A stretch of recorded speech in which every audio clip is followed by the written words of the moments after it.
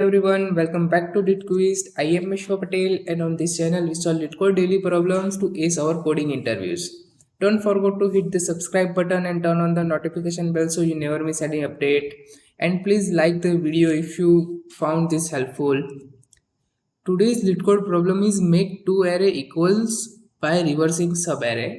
You are given two integer array of equal length, target and air. In one step, you can select any non-empty subarray of array and reverse it. You are allowed to make any number of steps. Return true if you can make array equal to target or false otherwise.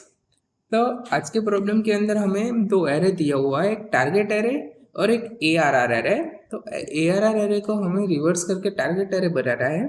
हम कितने भी steps ले सकते हैं उनको reverse करने में, कोई सब एरे लेके उसको रिवर्स करने में। जैसे यहाँ पे टारगेट एरे है 1 2 3 4 और हमारा ARR एरे है 2 4 1 3।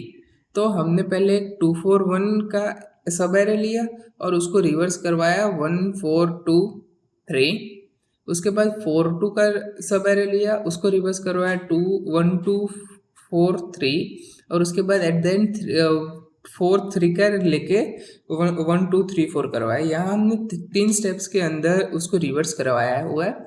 अगर ये रिवर्स हो सकता है तो हमें ट्रू वैल्यू रिटर्न करनी है, अगर ये रिवर्स नहीं हो सकता तो हमें फॉल्स वैल्यू रिटर्न करवानी है। That's so simple. आज का प्रॉब्लम एकदम ईजी है, फॉर बिगिनर्स ये आज का प्रॉब्लम है, ऐसे समझ लेना चाहिए। तो ऐसे यहाँ पे दूसरे एग्जांपल के अंदर 7 है, तो 7 को तो टारगेट एलिमेंट भी 7 है और ARR भी 7 है, तो वो तो सामने ही दिख रहा है कि सेम ही है, तो वो ट्रू। और उसके बाद यहाँ पे है टारगेट 3 7 9 और ARR के अंदर वैल्यूज है 3 7 11। तो यहाँ 3 और 7 तो मैच हो जाएंगे बट 9 मैच नहीं होगा, टारगेट का 9, क्योंकि यहाँ 9 है और यहाँ 11 है। तो ये 9 मैच करने के लिए हम कुछ कर ही नहीं सकते, तो इसी वजह से हम उसको फॉल्स रिटर्न करवा देंगे। तो आज के एल्गोरिदम के अंदर है कि हम पहले एक हैश एरे को इनिशियलाइज कर रहे हैं। यहाँ पे हमें कंस्ट्रेंट के अंदर दिया हुआ है कि एरे की साइज 1000 जितनी ही है, तो हमने एक 1001 का एक हैश एरे बनाया हुआ है। उसके बाद अब हम हैश एरे को अपडेट करवा रहे हैं, बट कुछ इस तरह से अपडेट करवा रहे हैं कि जो टारगेट के अंदर एलिमेंट है TI element, target I element, उसकी वैल्यू को जाके प्लस प्लस करवाएंगे और एरे के अंदर जो एलिमेंट आएगा ना उसकी वैल्यू को माइनस माइनस करवाएंगे।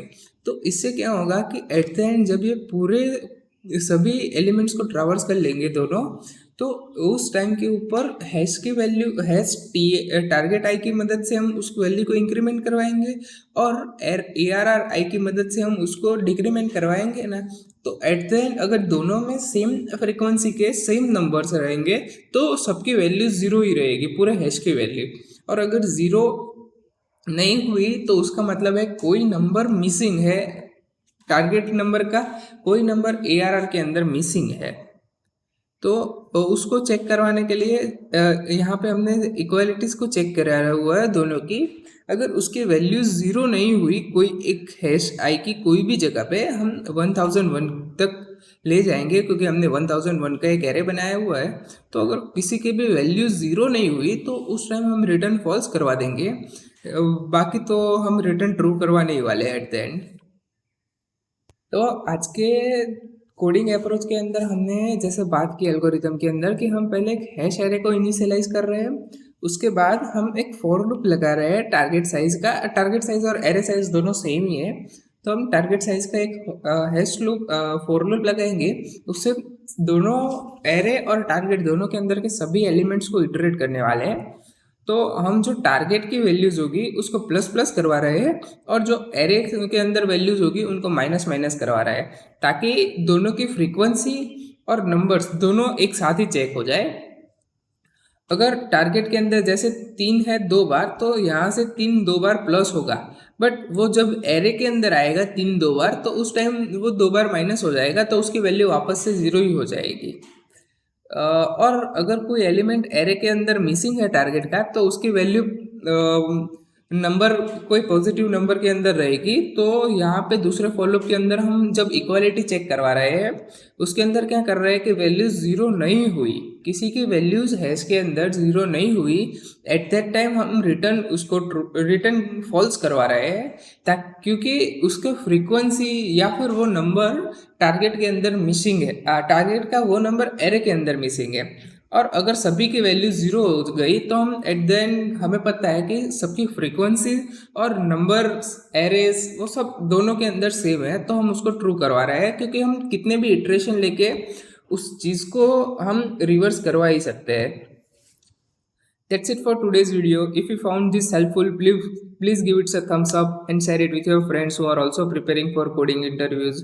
Don't forget to subscribe to LeetQuest and click the bell icon for more LeetCode solution and coding tips. Also, let me know in the comments if you have any questions or if there is a specific problem you would like me to solve next. Thanks for watching, and I will see you in the next video. Till then, bye bye. Take care. Have a great day.